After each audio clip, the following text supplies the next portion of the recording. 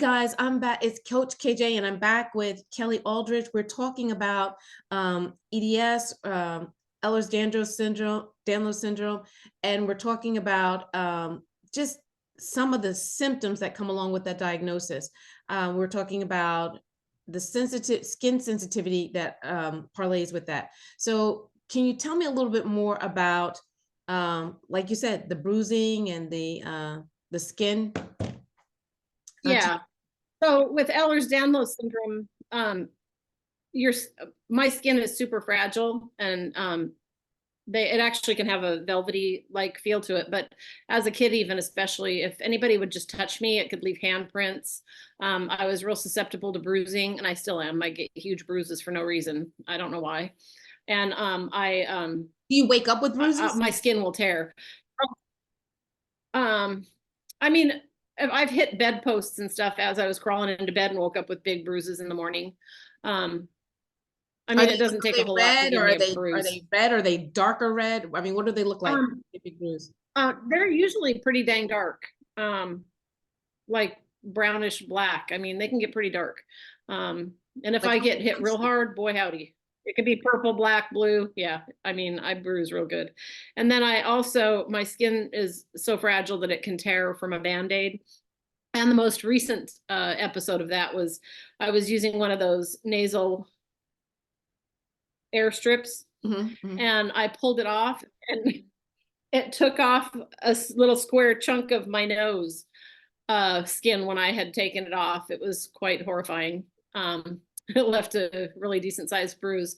But I'm an admin for a support group for Ehlers-Danlos, and I know we've actually had people in our group who've been questioned for child abuse, and we have had people who actually lost their children because of this diagnosis. So it's pretty serious, and I think it's so under educated.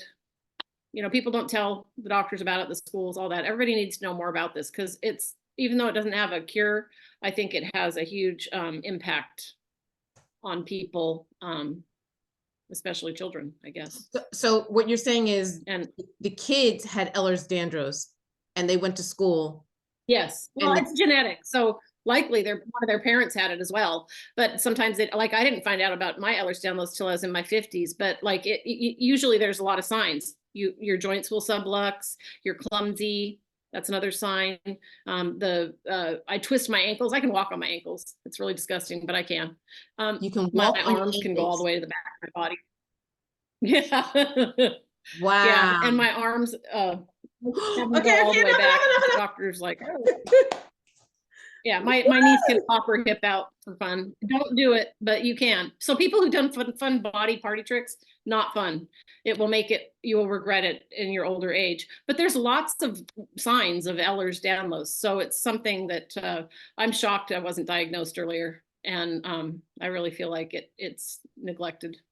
Right. I was actually, I interviewed Jerry Goodman earlier, and she was talking about ITP and how her son had ITP, and he had to go through different types of therapy to get beyond the thrombosis, the immune challenge. He had certain immune therapies to make sure that he could get beyond it. And I also read that there was an IgG challenge with regards to IgG immunoglobulin challenge with regards to EDS. So yes, as you said, more awareness to help families, help kids thrive. I mean, let me ask you this one last thing, and I'll let you go. With regards to the skin sensitivity, the bruises, etc., did that ever weigh heavy on you? Was it ever like a I'm different challenge or emotional challenge or anything like that? I mean, do you think kids go through some of those challenges with? Well, I mean, yeah, I mean, you know, I've had people look at me weird, like something happened or someone hit me or whatever, you know. I mean, like, it's definitely, and then like even me now, seeing my little nieces, knowing that I had the same condition, when we're out hanging around with them and we need to just go to give them a hug and it leaves handprints all over their back, you're kind of like, gosh dang it, you know. Yeah, so it's kind of like, I don't know, made me feel different for sure. And I feel like, I guess I really wanted to point out too, that there's no resources for people who want to investigate this, because it's usually a couple of year wait to see any of the doctors who actually know about this condition. So 2 years, I really 2 year feel like wait. it would 3 years. I know of 3 different EDS type doctors. There's a 3-year waiting list, and there's very few doctors who know anything about it. There's very few specialists that know anything about it. It's getting better the last couple of years, I have noticed, but I mean, like, but there's still, I still couldn't tell you where to go because of the waiting lists. I just It's want to ask really you. sad. I mean, there's so many. Yeah. No, no. I just want to ask you one more question, because when you're talking about the skin thing, something that rang in my head. You don't want, not ringing, but it's not a thought that came across my mind. Did you not want people to touch you? Like, did it hurt if somebody touched you? Oh, no, no, no. It didn't hurt. That's the Okay. weird thing. How did I would never know how I got the bruise or how I got the irritation or how I got the tore skin. Usually I knew how that happened. It could be like with new shoes, it would not just give me a little blister, it'd tear off like the back of my foot practically.